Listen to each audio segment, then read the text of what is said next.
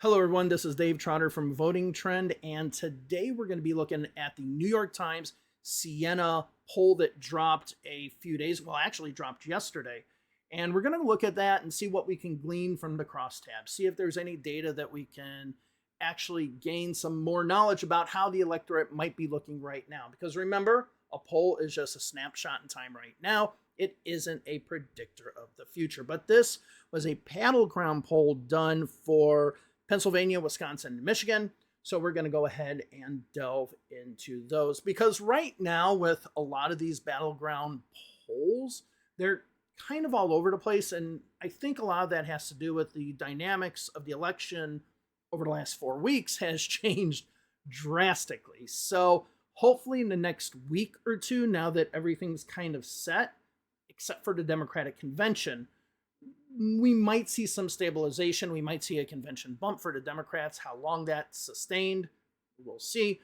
But, you know, with Trump having the assassination attempt, then the Republicans having their convention, J.D. Vance, and then Kamala Harris becoming the nominee, and then Tim Walz becoming the vice presidential choice for the Democrats, a lot has changed. And what we're really seeing in the poll is a lot of erratic behavior. You're seeing in one poll, Kamala Harris up by 11 in Michigan, then you'll see Trump up by 1 in Michigan, and then now, Kamala Harris up by 5 in Michigan or whatever. They're not stabilizing. So hopefully after the Democratic convention and the convention bump, and then eventually whatever subsides from that, we'll get a stable view. So hopefully around September, which is really when we should start looking at polls to kind of get an idea of where things are. Hopefully by September, by Labor Day, we will start seeing these changes solidifying and get a little bit of an idea where some of these battleground states are really going. Now, before we get into looking at the poll, I do want to talk about two states that I was talking to. This has been in my head for the last 48 hours. I was talking to a few people that I know about two states in particular, Ohio and Iowa. I don't know about Ohio, but I do think Iowa at this point in time is a purple state. Now, let me go ahead and show you on here why I think Iowa is a purple state. Well, let me first give you the 2012 results from Iowa.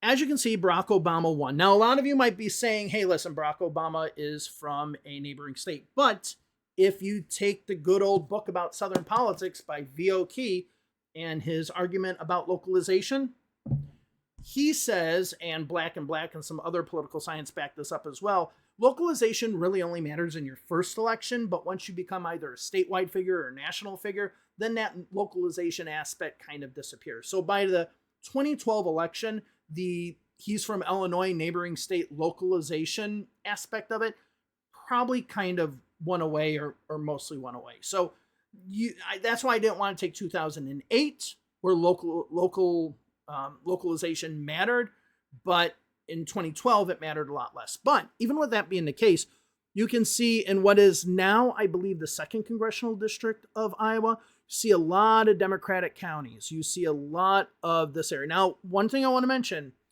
why do I think this is the case? Why do I think this happens? Well, you have a Midwesterner, an adopted Midwesterner. I'm from Chicago. I still consider, he was, has a Kansas family. So he understands the Midwest. And therefore, in many of these rural counties, basically east of Des Moines, Barack Obama did well. Now, west of Des Moines, you do see some counties that are in the mid to high 50s for the Republicans, but pretty much east of Des Moines for the most part is going to be Republican. Now, if we look at the last election, we look at Biden versus Trump, you see Trump winning in all these counties that Obama had won in before. This is where I think the Tim Walz effect comes into play, because he's from neighboring Minnesota. His congressional district, I think, borders Iowa. And so we could see a changing of the map to look a lot like this with Tim Walz on the ticket. Now, a lot of you might be saying, well, Barack Obama was the presidential candidate and Tim Walz is a vice presidential candidate. Is it going to have the same weight? First of all, that's the reason why I picked 2012, to get rid of that localization aspect for Obama. Second thing, remember, Michael Dukakis won the state. Mr. Very, very liberal on social issues, Michael Dukakis won the state in 1988. So it is a state that can be won. Tom Harkin, very progressive U.S. Senator, won in Iowa for multiple terms. So it can vote for a candidate like that. But when it comes to the vice presidential candidate, 1960, Lyndon Johnson mattered. 1988, okay, Lloyd Bentsen actually mattered, and there were polls, and I don't have my newspaper.com subscription anymore, but there were polls that showed Michael Dukakis and Lloyd Bentsen as a ticket, and they would poll them. And then they would say, if Lloyd Bentsen wasn't on the ticket, would you vote for Michael Dukakis? And Dukakis's numbers plummeted. I'll maybe get a subscription to put that in a future video, but I always found that to be an extremely fascinating poll. And I think Al Gore actually made quite a bit of a difference in 1992 because it kind of solidified some of the southern states. But remember, prior to 1992, the Midwest was basically a leaning Republican region, whereas now it's become still a leaning Democratic region, even if it's very small. Tim Walz, I keep on saying Walz, I need to say Tim Walz, being from Minnesota can have an impact on these precincts in the 2nd Congressional District. So I'm just saying, watch out for that. And on Twitter, I was saying watch out for Iowa too. Apparently on Twitter, I'm not on Twitter anymore. I believe in putting your money where your mouth is. And if you don't like that platform, don't be on it. I saw people showing me stuff on Twitter where there's internal polling within the Trump organization. It says that, or the Trump campaign, at this time, it's hard to decipher the two, talking about how the Trump campaign is below 50% in Iowa, which first of all shows J.D. Vance is not helping at all. And I'm going to be writing about J.D. Vance next week because these polls from the New York Times are just, it's bad for Vance. And the second thing is that when we look at Iowa, it's very much like Western Pennsylvania, which we'll get into right now. So let's go ahead but I'm just saying, watch Iowa. I like Siena Poll. Watch that come within 6%. All of a sudden it becomes within 6%. All of a sudden, if Iowa's 50-50 or within, let's say, 4%, the Republicans are going to be forced to spend money in places. They're going to have to spread their dollar. The more and more the Republicans have to spread their dollar to defend, the Democrats can go on the offense in Wisconsin, Michigan, Pennsylvania, probably Arizona, probably Nevada, possibly Georgia, and possibly North Carolina. The second the Democrats can go on the advance and on the attack and make Republicans defend Iowa and Ohio, game's over. Game's over at that point. But let's go ahead and look at the polls that we have. So this is the overall crosstab of likely voters in all of the states combined. So this is just the 3 battleground states combined. And as you can see, Kamala Harris has a 50% lead over 46%. And we have all of these, but they're all just kind of combined together. So let's go ahead and look at the likely voters in each of them. Now, we're going to start with Pennsylvania. And the thing about Pennsylvania is I have some notes here that I'm going to look at as far as likely voters a month and a half ago when Biden was still on the ticket and likely voters now. Let's look at some of the shifts that have happened. I can't do it for the other states. I can only do it for Pennsylvania. And it's the New York Times Siena Poll. All right. So let's go down to our likely voters and let's go ahead and look at the race, both of these. Okay. So we can see in Pennsylvania, Kamala Harris now has a 4-point lead according to this. This is the number that's really shocking the hell out of me.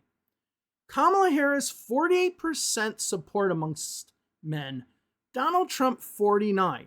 Now, if you ever want to know if a poll is fake or not, look at this number.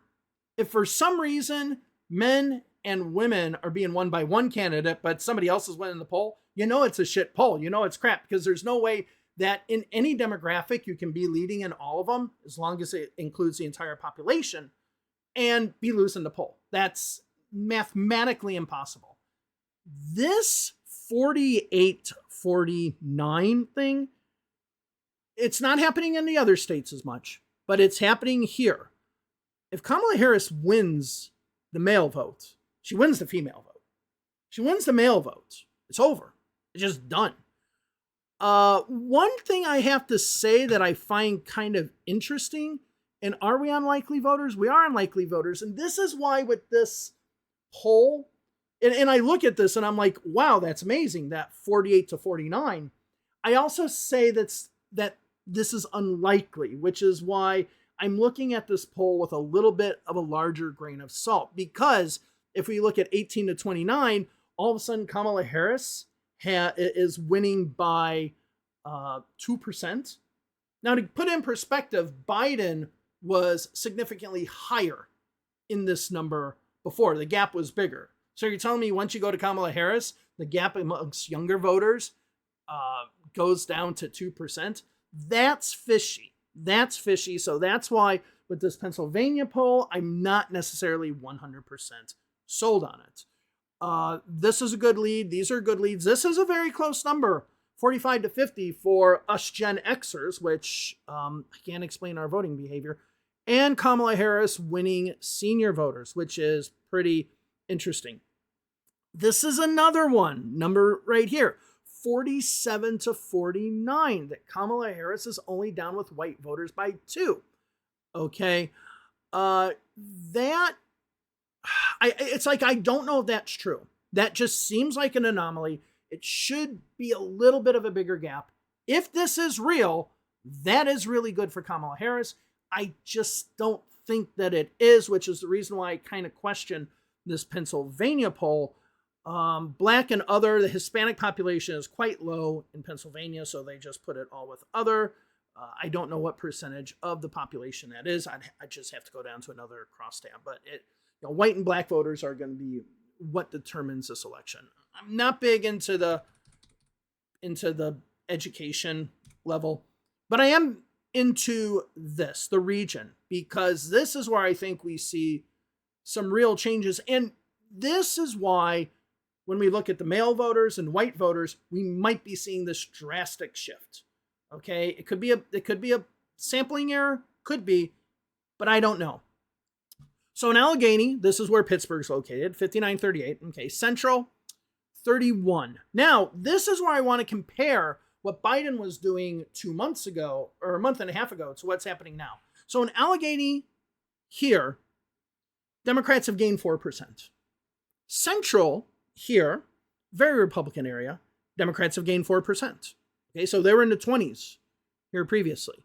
The Northeast, the Democrats have gained 4%. Now remember, Scranton Joe, he should be doing well here. Kamala Harris is outperforming him. Philly, 76%. It was 76% in the last poll. Now, this is something that Democratic consultants for the life of me, or probably political consultants in general, for the life of me, cannot figure out. And that is that you can only go to 100%. So once you inch up closer and closer and get higher and higher, it's going to be harder to capture percentage points.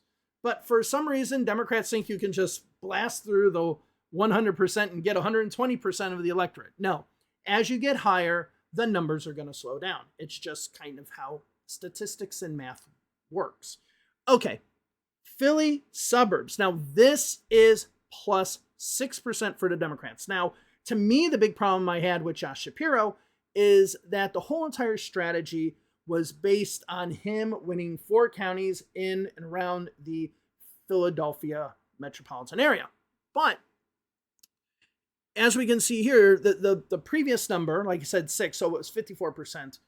We do see an increase. We actually do see a little bit of a bump here. How much would Shapiro have given to that pump? I don't know if Josh Shapiro would have necessarily had done anything more, but it is what it is. It's a 6% gain. That's good. This kind of stabilizes them. South Central, don't see any real kind of change. The West, this is where that white male vote might be playing. The West, okay, this is a 16-point gain. It was 30% for Biden 2 months ago. In this poll, it is 46%, which is just insane. And I'm going to look at something in this poll while we're here. But then if we look at the neighborhoods, if we look at suburban votes, we see that Kamala Harris is at 55 to 41% for Trump. To put that in perspective, Biden had 46%. So this is a 9% increase for the Democrats by just putting Kamala Harris on the ticket. And then small and rural Pennsylvania, that is, I think, I'm not sure if that, let me see. I don't think there's been much of a change there. All right, so now let's go ahead and go to Michigan. Now, what's interesting with the Michigan numbers is that the poll of registered voters compared to likely voters is drastically different. If you look at registered voters, Republicans still look good. Once you change that to likely voters, Democrats take the lead. So let's go ahead. I have right here registered voters. And if you look at the two-way race between Donald Trump and Kamala Harris, you see that Donald Trump actually has a 3-point lead.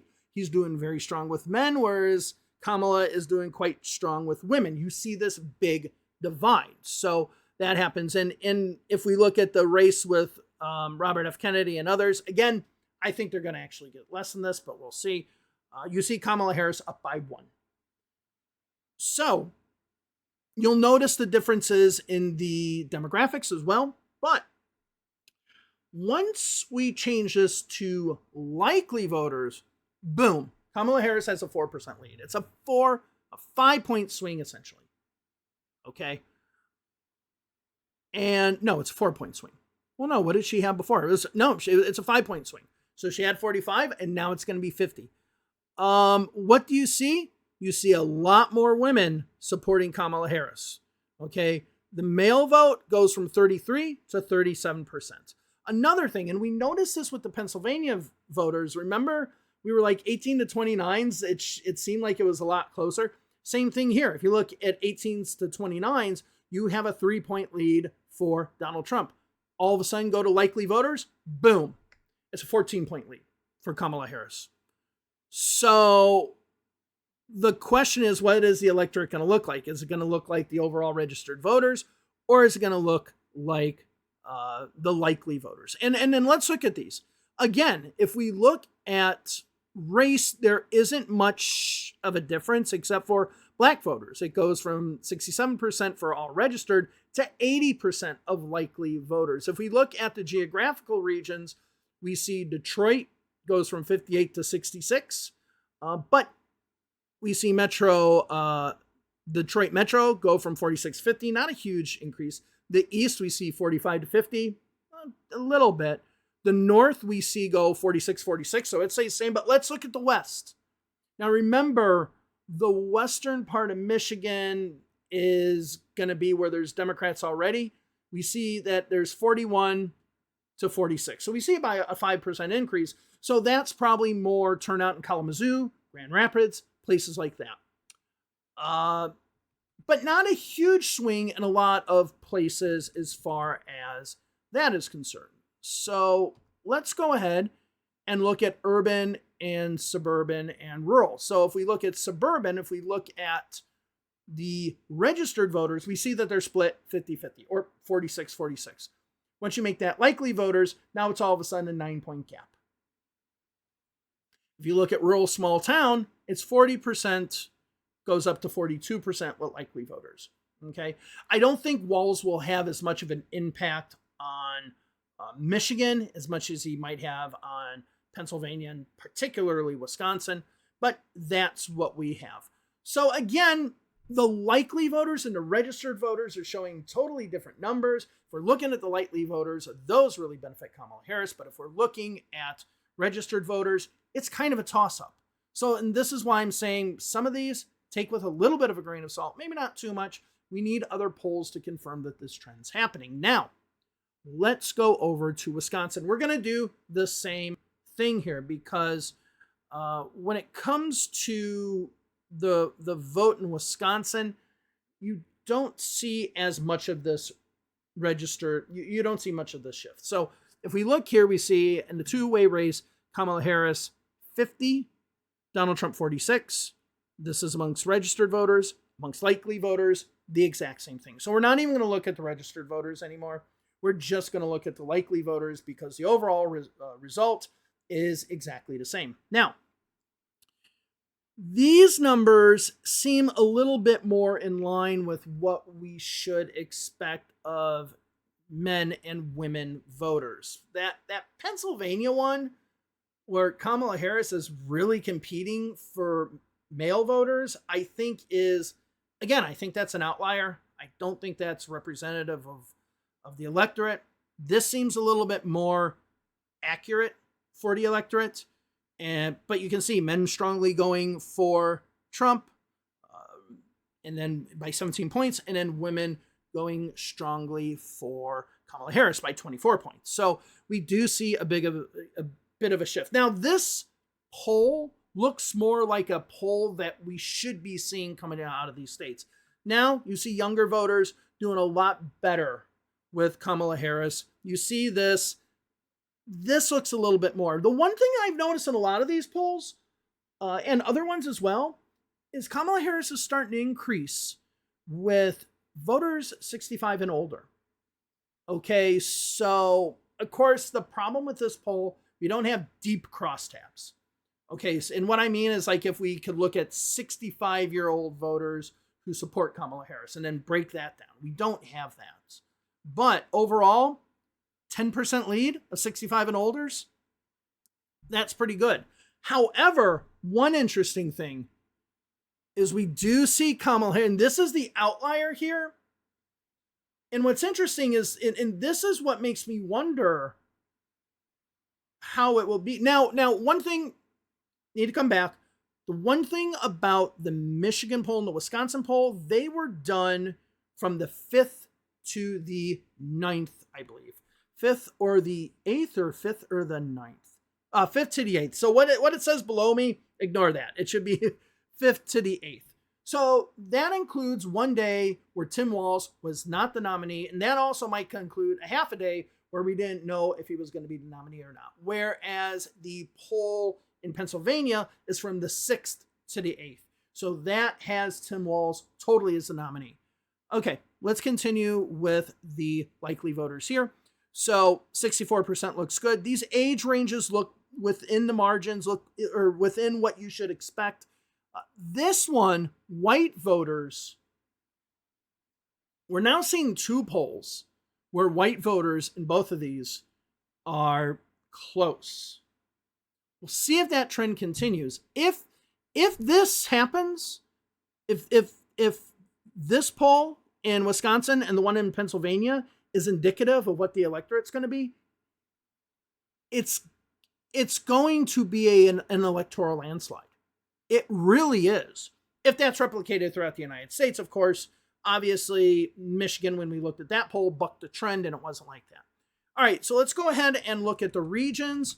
Again, we have Dane County, which is where Madison is, 79%. But again, the suburbs, you see that actually the Milwaukee suburbs, you see Kamala Harris, though winning in the electorate, is losing the Milwaukee suburbs, and that kind of surprised me, by 9%. Now, when we talk about the Milwaukee suburbs, we mean the ones in and around, obviously, Milwaukee. I'm sure that includes Racine. That also includes Kenosha. My family's from Winthrop Harbor, which is like literally on the other side of the Wisconsin border, Illinois border. If I'm Democrats, I'd like this number to be a little bit higher. It seems a little bit low. Trying to make that as close to 50-50. Even though Racine and Kenosha counties are usually more Republican, I think that both of them, at least Racine County, can be a kind of a battleground, bellwether kind of county there. Again, the West. So this is going to be, and this is what I'm talking about when we look at Iowa. Even though this doesn't have Tim Walz totally as the candidate because it started on the 5th and he was picked on the 6th. What we have here is we have the West performing quite well. And the West is mostly rural. Okay? So the fact that the West is competing at this rate. Now remember, the West borders Minnesota. So a lot of the West is going to be in the Minneapolis-St. Paul media market, which means a lot of people might already know who Tim Walz is. So that can help him quite a bit. But this is interesting. Now, one thing I find interesting here is if we look at neighborhood type, first of all, we see 42%. Now, if Democrats, and let me look at the Michigan one again, 42%. If Democrats can, win over 40% in the rural counties, it's over. It's over. It's done. Okay, that 40%, if you're getting 40% in the rural counties, that means you're definitely overperforming in the suburban counties. It's over. It's finished. Now, this one I do find interesting because it says suburb 53. Even though you have the Milwaukee suburbs 43. That's indicating to me places in and around Madison, Green Bay, Wisconsin, Appleton, Eau Claire, other places that might not necessarily fall into city. It might not fall into small town, but like medium-sized town. I think they'd maybe put that more into the suburban category. That means that Democrats might be doing quite well in these middle-sized towns in Wisconsin. That's kind of interesting here. So, again, this Wisconsin polled me. The other ones, this number, these racial numbers that are coming out of here, white voters being this close. And again, the same thing with Pennsylvania that we have. I don't have it anymore. But the same thing with Pennsylvania. That makes me question it a little bit. But if it's true, Democrats aren't going to lose. But again, we got to see more polls, see what comes out afterwards. All right, and one other thing I wanted to do before we kind of end this video is I did want to talk about and show Western Wisconsin. So we're looking, if we look at the crosstabs, we see east and north. Okay, so let me throw this over here. So east obviously will be here and north will be up here. So that includes Green Bay and other places, Appleton as well. West will be, this is Minnesota here. Over here is partially Iowa. That would include this area with Eau Claire and stuff like that. I mean, you're talking about counties. If we're looking at the crosstabs and we see in the West 47, 49, we have Eau Claire at 54. Okay. We have La Crosse at 55. I don't know if these would be included in the West. They might be more suburban. Dane County, obviously Dane County. Dane County is 75. What do we have Dane County here? It's 79. Okay, so that's a big population center. We take Milwaukee City. I mean, that's 69, 83. There are some other towns in there. But if we're talking about all of a sudden these 62, 63, 56, 55, if we're talking about this changing here in these counties, it's very marginal counties, by the way. That flips Wisconsin. If all of a sudden Tim Walz is making it that they're competitive in these counties, that flips Wisconsin. That's the whole reason I had the whole Iowa thing, is if Walz is doing this in Wisconsin, I don't see how he can't also be doing it in Iowa as well. So yeah, that's where I'm at today on this. So thank you very much for joining me. Please join my Substack. I write a lot more on my Substack, and that's down below, votingtrend.substack.com. Please subscribe to the channel. Trying to get to 1,000 subscribers, so please subscribe.